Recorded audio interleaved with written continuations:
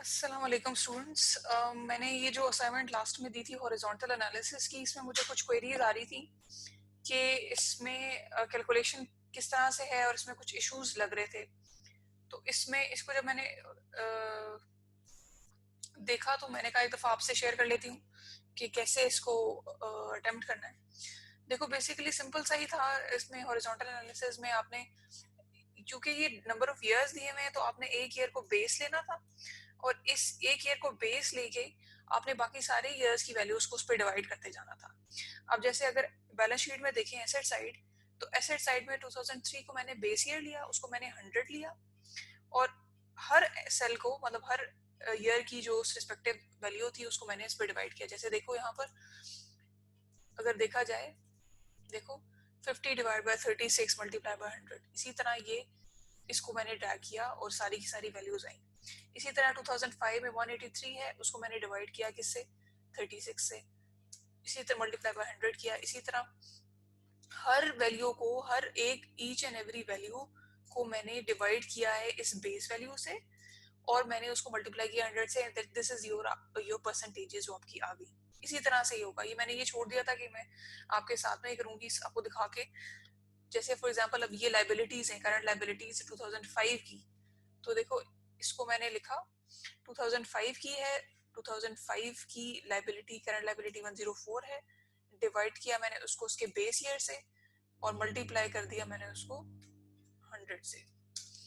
ठीक है, अब ये ज्यादा सारे आ रहे हैं इस वैल्यू, तो मैं इसको डिक्रीज कर दूंगी इंडेंट इसका, ताकि मुझे राउंड फिगर मिल जाए। अब इसके बाद इसको मैंने ड्रैग किया और ये मेरे पास सारी वैल्यूज आ गई। इसी तरह अब 2006 है। 2006 की करंट लाइबिलिटीज कितनी है?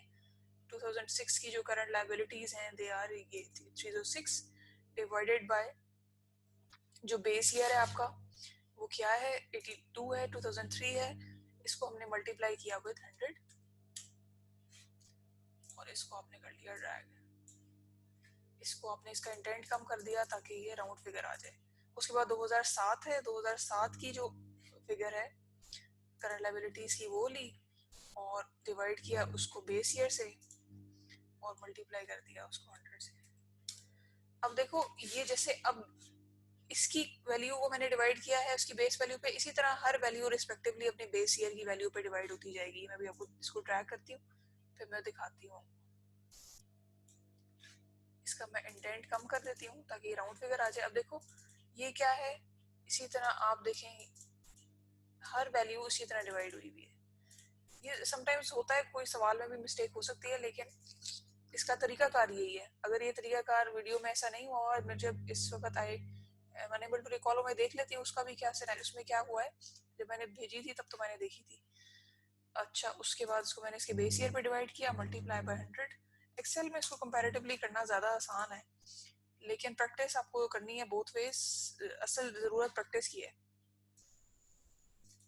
तो इसको ये आपका इस तरह से एनालिसिस होगा। आपने यानी कि एक ईयर को बेस बनाना है और हर ईयर को आपने इस पर डिवाइड करते जाना है। अब इसको एक दफ़ा देख लेते हैं कि इसके जो आंसर्स हैं वो कैसे हैं और वो जो क्वेश्चन दिया था उसमें जो सोल्यूशन है उससे मैच करते हैं कि नहीं करते हैं। फिर अगली बात मैं आपको बताती हूँ कि क्या है। एक मिनट ठहर जाओ जरा।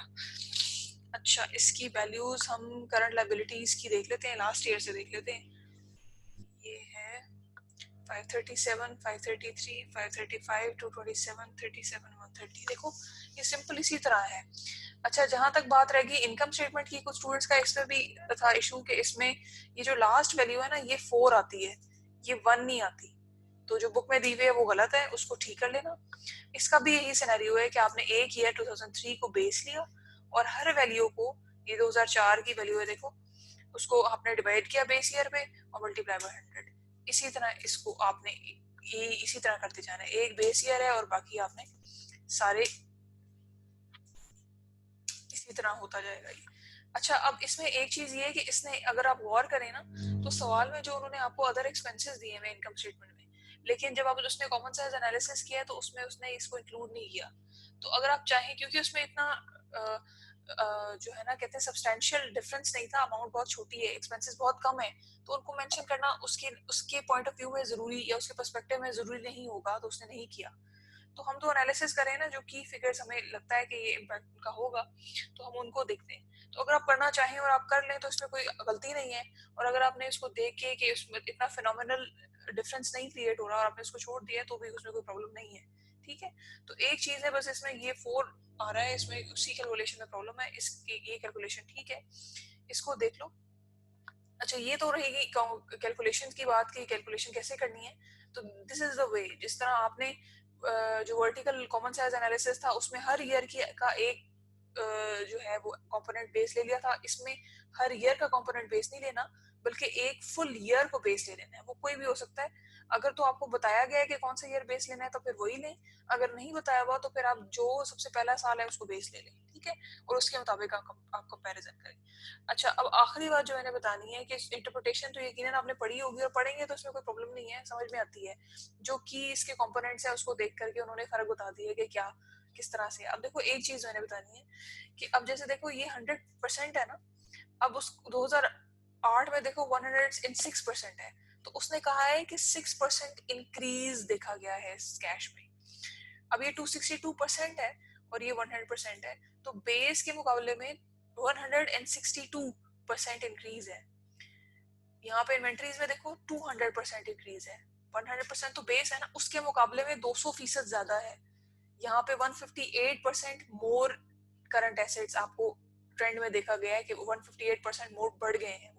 तो इस तरह से इसने इसको इंटरप्रिटेशन दी हुई है। अब जैसे मिसाल के तौर पर अगर यहाँ देखूं मैं, ये 37 है, 37% है ना, इसका मतलब ये कि 100 में से 37 इसने इस ये तक पहुंचा है। इसका मतलब जो बीच का इनका डिफरेंस होगा ना, 100 माइनस 37% जो डिफरेंस आएगा वो डिक्रीज है। उतना डिक्रीज इसमें इसने ऑब्जर्व किया है in the retained earnings during the passage of time. मतलब 2003 से 2007-8 में इतना डिक्रीज इसने ऑब्जर्व किया है। तो ये इस तरह से आपने कंपेयर करना है। इसके क्रिटिकल कंपोनेंट जिस तरह से उसने इंटरप्रिटेशन में बताए हुए हैं उनको देखना है, और फिर एक कोई वजह आइडेंटिफाई करनी है कि जो जिसकी वजह से सारे कंपोनेंट्स जो है वो डिस्टर्ब हो रहे हैं। तो ये this is the thing. I hope मेरी बातें समझ में आई होंगी। अगर नहीं समझ आई तो बताओ, इसको हम फिर से देख लेते हैं। हमारा असल पर्पस ये है कि हमें हर चीज का बेसिक जो कोर आइडिया है वो पता हो।